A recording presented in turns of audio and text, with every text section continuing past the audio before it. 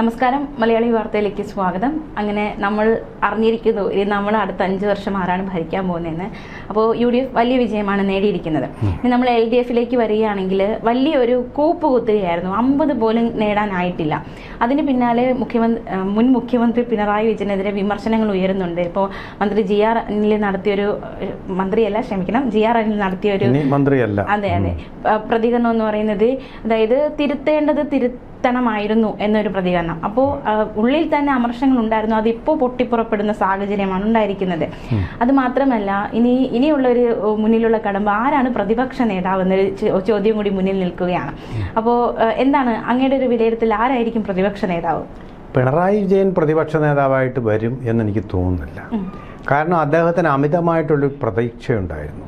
തൻ്റെ പ്രജകളെല്ലാം തന്നെ സന്തുഷ്ടരാണ് തൻ്റെ ഭരണത്തിൽ, അതുകൊണ്ട് വീണ്ടും തന്നെ ജയിപ്പിക്കും, താൻ പറയുന്നതെല്ലാം അവർ പിന്തുണയ്ക്കും എന്നൊക്കെ ഒരു വിചാരമുണ്ടായിരുന്നു. അതങ്ങ് പള്ളി പറഞ്ഞാൽ മതി എന്ന് ജനങ്ങളൊരു തീരുമാനം അങ്ങ് എടുത്തു. അതിൻ്റെ ഫലമാണ് ഇപ്പോൾ നമ്മൾ കാണുന്നത്.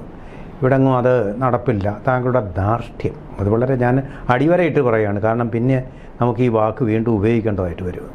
ഈ ധാർഷ്ട്യം വെച്ച് പൊറിപ്പിക്കില്ല, അങ്ങനെയൊന്നും വേണ്ട. അങ്ങ് വീട്ടിൽ പോയി ചോദിച്ചാൽ മതി എന്നൊക്കെ പറയാൻ ഇയാൾ ആര് എന്നുള്ളതാണ് ഇപ്പോൾ ജനങ്ങൾ ചോദിച്ചിരിക്കുന്നത് വലിയൊരു ചോദ്യചിഹ്നം. അതുകൊണ്ട് പിണറായി വിജയൻ അതുകൊണ്ട് തന്നെയാണല്ലോ ഗവർണർക്ക് സാധാരണഗതിയിൽ നേരിട്ടാണ് എല്ലാവരും രാജി കൊടുക്കുന്നത്. ഇദ്ദേഹം ദൂതൻ വഴിയാണ് ഇപ്പോൾ കൊടുത്തിരിക്കുന്നത്. ജനങ്ങളെ അഭിമുഖീകരിക്കാൻ ഒരു വൈമുഖ്യം ഇദ്ദേഹത്തിനുണ്ടായിരിക്കുന്നു. ഇദ്ദേഹം എന്ന് പറഞ്ഞാൽ ഒരു കൊട്ടേഷൻ സംഘത്തിൻ്റെ നേതാവായിട്ടിരിക്കാനുള്ള യോഗ്യതയേ ഉള്ളൂ വാസ്തവത്തിൽ. അങ്ങനെ മിടുക്കനാണ് പുള്ളി. അതൊക്കെ സമർത്ഥമായിട്ട് ഓപ്പറേറ്റ് ചെയ്യാൻ മിടുക്കനാണ്. അങ്ങനെ തന്നെയാണല്ലോ ഇദ്ദേഹത്തിലൂടെയാണല്ലോ ആദ്യത്തെ RSS CPM കൊലപാതക പരമ്പരയുടെ ആദ്യത്തെ ഇര ഉണ്ടായത്. ഇദ്ദേഹമാണ് സൃഷ്ടിച്ചതെന്നാണ് പറയപ്പെടുന്നത്. അങ്ങനെയുള്ള കാര്യങ്ങളിൽ സമർത്ഥനാണ്.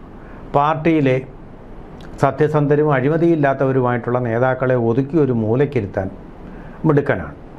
അങ്ങനെയൊക്കെയുള്ള കാര്യങ്ങളിൽ അസാധാരണമായിട്ടുള്ള സാമർഥ്യമുള്ള ഒരാളാണ്. ഒരു മുഖ്യമന്ത്രിയായിട്ടിരിക്കാൻ തീരെ യോഗ്യനല്ലാത്ത ഒരാളാണ് അദ്ദേഹം എന്നുള്ളതാണ് കാണിച്ചിരിക്കുന്നത്.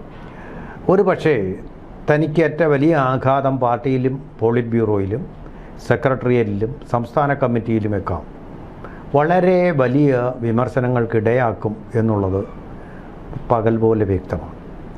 അപ്പോൾ ഇതുവരെ അദ്ദേഹത്തിന് മുമ്പിൽ അഭിപ്രായങ്ങൾ പറയാൻ ധൈര്യപ്പെടാതിരുന്ന ആൾക്കാർ പോലും ഇനിയിപ്പോൾ അഭിപ്രായങ്ങൾ പറഞ്ഞു തുടങ്ങും. ആ ഒരു ദുരവസ്ഥയിലേക്കായിരിക്കും പ്രതിപക്ഷ നേതൃസ്ഥാനത്തിരിക്കുമ്പോൾ അദ്ദേഹത്തിന് നേരിടേണ്ടി വരുന്ന പ്രധാന പ്രശ്നം. മാത്രമല്ല, നിയമസഭയിലും അദ്ദേഹത്തിന് പണ്ടുണ്ടായിരുന്ന മസിൽ പവർ ഇപ്പോഴില്ല. ലങ്ക് പവർ അദ്ദേഹത്തിനില്ല. BJPയുടെ വിമർശനം കൂടി ഏറ്റുവരും. നിയമസഭയുടെ ഒരു വലിയ പ്രത്യേകത എന്ന് പറയുന്നത്, പണ്ടൊക്കെ UDFും LDFും ചേർന്ന് ഐക്യകണ്ഠേന കേന്ദ്രത്തിനെതിരെ വിജയിപ്പിച്ചു വിടുന്ന, ഐക്യകണ്ഠേന പാസ്സാക്കി വിടുന്ന പ്രമേയങ്ങൾ ഇനി നടക്കില്ല. BJPയുടെ ശക്തമായ എതിർപ്പ്, കനല് ഒരു തരി മതിയല്ലോ എന്ന് പറയുന്നത് BJPയുടെ 3 അംഗങ്ങൾ മതി. അവിടെ പാർലമെൻ്ററി കാര്യങ്ങളിൽ പരിണതപ്രജ്ഞനായിട്ടുള്ള രാജീവ് ചന്ദ്രശേഖർ, അദ്ദേഹം ട്രബിൾ ഷൂട്ടർ കൂടിയാണ്. അതുപോലെ തന്നെ ചാത്തന്നൂരിൽ നിന്നുള്ള അംഗം ജനകീയനാണ്, ജനങ്ങൾക്കിടയിൽ പ്രവർത്തിച്ച് പരിചയമുള്ളൊരു ജനകീയനാണ് നേതാവ്. മറ്റേതൊരു ടെക്നോക്രാറ്റാണ് രാജീവ് ചന്ദ്രശേഖർ. അതുകൂടാതെ V മുരളീധരൻ പുഷ്പം പോലെ യുദ്ധരംഗങ്ങളിൽ നിന്നും മലയാളികളെ ഉൾപ്പെടെ എല്ലാ ഭാരതീയരെയും രക്ഷിച്ച് എത്തിയ വിദേശകാര്യമന്ത്രി, ആ വിദേശകാര്യ സഹമന്ത്രി, അദ്ദേഹം വലിയൊരു സേവനമാണ് കേരളത്തിന് വേണ്ടി ചെയ്തിട്ടുള്ളത്. പ്രശ്നങ്ങളെല്ലാം അറിയാവുന്ന ABVPയിലൂടെ വളർന്നു വന്ന ഒരു നേതാവ്. ഇങ്ങനെയൊക്കെയുള്ള ആളുകളുള്ളപ്പോൾ അവിടെ പിണറായി വിജയൻ നമ്മുടെ നാടൻ ഭാഷയിൽ പറഞ്ഞാൽ ശരിക്കൊന്ന് ചമ്മേണ്ട അവസരം വരും. അവരുടെ മുമ്പിൽ ഈ അക്കൗണ്ട് ഇവിടെ തുറക്കില്ല, BJPയുടെ ഏറ്റവും വലിയ ശത്രുക്കൾ ഞങ്ങളാണ് BJPയുടെ അക്കൗണ്ട് തുറപ്പിക്കാതിരിക്കുന്നത്, ഇരട്ട താഴിട്ട് പൂട്ടിയിരിക്കുന്നത്, ഗോദ്രേജ് താഴിട്ട് പൂട്ടിയിരിക്കുന്നത് എന്നൊക്കെ, അല്ലെങ്കിൽ മണിച്ചിത്ര താഴിട്ട് ഞങ്ങളങ്ങ് പൂട്ടിയിരിക്കുന്നത് എന്നൊക്കെ അവകാശവാദങ്ങൾ ഉന്നയിച്ചത് വെറും പൊള്ളയായി. ഈ കൈകൾ ശുദ്ധമാണെന്ന് പറഞ്ഞത് വെറും പൊള്ളയായി. തൻ്റെ ഉപജാപക സംഘമായിട്ട് പ്രവർത്തിക്കുന്ന സാമാജികർ ഇനി ഉണ്ടാവില്ല. ഇത്രയധികം മന്ത്രിമാർ തോറ്റു തുന്നാൻ പാടി. ഇനിയിപ്പോൾ മുഖ്യമന്ത്രി എന്നുള്ള രക്ഷാ കവചമില്ല.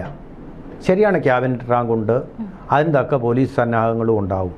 പക്ഷേ ഇത്ര വലിയ ഒരു രക്ഷാ കവചം അദ്ദേഹത്തിന് ഇനി ഉണ്ടാവില്ല. മുഖ്യമന്ത്രി, ആഭ്യന്തരമന്ത്രി ഇതെല്ലാം കയ്യിൽ വെച്ചുകൊണ്ടിരുന്ന ആളല്ലേ. ജനപിന്തുണ 99 അംഗങ്ങൾ ബഹളമുണ്ടാക്കാൻ അവരുടെ ലങ് പവർ, അതിൻ്റെ ഒരു സപ്പോർട്ടുണ്ടോ ഇനി? ഇല്ല. അപ്പോൾ തീർച്ചയായിട്ടും അദ്ദേഹത്തിന് ഹാ പുഷ്പമേ അധിക തുങ്ക പദത്തിലിത്ര ശോഭിച്ചിരുന്നൊരു രാജ്ഞി കണക്കേ നീ, കണ്ണേ മടങ്ങുക കരിഞ്ഞു മെലിഞ്ഞു മാശു, വിസ്മൃതമാകുമേ പുഷ്പം. പോട്ടെ, ആ വരികളല്ല പ്രധാനം. അതുപോലൊരവസ്ഥയിലേക്കാണ് അദ്ദേഹം പതിച്ചതെന്ന്. അതാണ് വീണ പൂവാണിപ്പോൾ വിജയൻ. വീണ ജോർജ് നേരത്തെ വീണിരിക്കുന്നു. പേരാവൂരിലിട്ട് ശൈലജ ടീച്ചറെ തോൽപ്പിക്കുക എന്ന ലക്ഷ്യം അദ്ദേഹം കൈവരിച്ചു. എങ്കിലും തൻ്റെ ഒപ്പം ഉണ്ടായിരുന്ന, തനിക്കെപ്പോഴും സ്തുതി പാടിക്കൊണ്ടിരുന്ന, തന്നെ സൂര്യനെന്ന് വിളിച്ച് വിശേഷിപ്പിച്ച, അതുപോലെ തന്നെ കപ്പിത്താൻ എന്ന് വിശേഷിപ്പിച്ച, അതുപോലെ തന്നെ അദ്ദേഹത്തെ ഒരിക്കലും പരാജയപ്പെടാത്തവൻ എന്നും, അഴിമതിക്കെതിരെയുള്ള അന്വേഷണം അദ്ദേഹത്തിലേക്ക് എത്തില്ല, അതിനെ കരിച്ചു കളയും എന്നുമൊക്കെ പാടി വാഴ്ത്തിയ ആൾക്കാർ ഇന്ന് ഒപ്പമില്ല. അതിൻ്റെ ഒരു ദൗർബല്യം അദ്ദേഹത്തിന് ശരിക്കും ഉണ്ട്. അതുകൊണ്ട് ഈ ദുർബലാവസ്ഥയിലെ ഭരണകക്ഷിയുടെ ശകാരശകരങ്ങൾക്ക് ഇടയാകുന്ന ഒരു സ്ഥാനത്തേക്ക് അദ്ദേഹം വരാനുള്ള സാധ്യത വളരെ തുച്ഛമാണ്. എന്നാൽ പിന്നെ ആരാണ്, അടുത്ത ചോദ്യം ചോദിക്കാമെന്ന് എനിക്ക് മനസ്സിലായി. പിന്നെ ആരായിരിക്കും? പറഞ്ഞു കേൾക്കുന്ന ഒരു പേര്, ഇതിനെയൊക്കെ അഭിമുഖീകരിക്കാൻ നല്ല തൊലിക്കട്ടിയുള്ള ഒരാളുണ്ട്. നമ്മുടെ ചെങ്ങന്നൂരിൽ നിന്ന് വീണ്ടും വിജയിച്ചു വന്നിരിക്കുന്ന, നല്ല പ്രധാനപ്പെട്ട വിജയത്തോടു കൂടി വന്ന, ഒരു യശസ്സുള്ള വിജയത്തോടു കൂടി വന്ന ആളുണ്ട്. അറിയാമല്ലോ, അദ്ദേഹം തന്നെ ആയിരിക്കും ബാധ്യത പ്രതിപക്ഷ നേതാവ് എന്നുള്ളതാണ് നമ്മൾ കേൾക്കുന്ന ഒരു കാര്യം. സത്യം എത്രമാത്രമാണെന്ന് അറിയില്ല. അദ്ദേഹത്തിനാകുമ്പോൾ പിന്നെ ഈ എത്ര ആരോപണങ്ങൾ ഉന്നയിച്ചാലും പുല്ല, അതൊന്നും അങ്ങോട്ട് ഏൽക്കുകയില്ല. അത്ര ഒരു ഘടനയുള്ള ഒരു ആളാണ് അദ്ദേഹമായിരിക്കുമെന്നാണ് നമ്മളിപ്പോൾ കേൾക്കുന്ന കാര്യം. എത്രമാത്രം ശരിയാണ്? കുറെ അധികം പേരുകൾ കേൾക്കുന്നുണ്ട്. കെ.എൻ. ബാലഗോപാലാണ് മുൻതൂക്കം. അതുപോലെ തന്നെ റിയാസിന്റെ പേര് കേൾക്കുന്നുണ്ട്.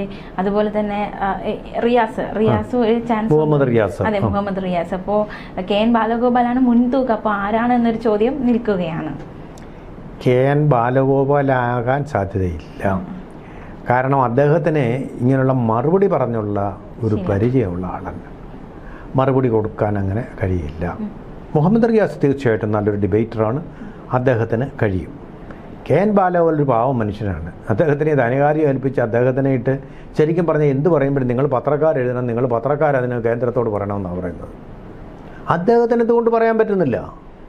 ഇത് നല്ല കനവനൊന്നും നിങ്ങൾ തരാനുള്ളത് തന്നിട്ടില്ല എന്ന് ആരോടാ? കേന്ദ്രമന്ത്രിമാരോട് പറഞ്ഞ് ചോദിച്ചു വാങ്ങിക്കണം, അതല്ലേ ചെയ്യേണ്ടത്. അത് അദ്ദേഹം ചെയ്യാറില്ല. അതിന് പോലും തൻ്റെ ഇടമല്ല. നിങ്ങൾ എഴുതണം പത്രക്കാരോട് പറയുക. അത് അങ്ങനെ പറയുന്ന ഒരു പാവം മനുഷ്യനാണ് അദ്ദേഹം. ആ ഒരു DYFI കൂടൊക്കെ വന്നതാണ്, കാര്യം ശരിയാണ്. പക്ഷേ വളരെ സോഫ്റ്റാണ് അദ്ദേഹം. അങ്ങനെ ഒരാൾ പ്രതിപക്ഷ നേതാവായിരുന്നാൽ ശോഭിക്കാൻ കഴിയില്ല, പ്രക്ഷോഭങ്ങളിലേക്ക് നയിക്കാൻ കഴിയുന്നില്ല. Is too soft for that post.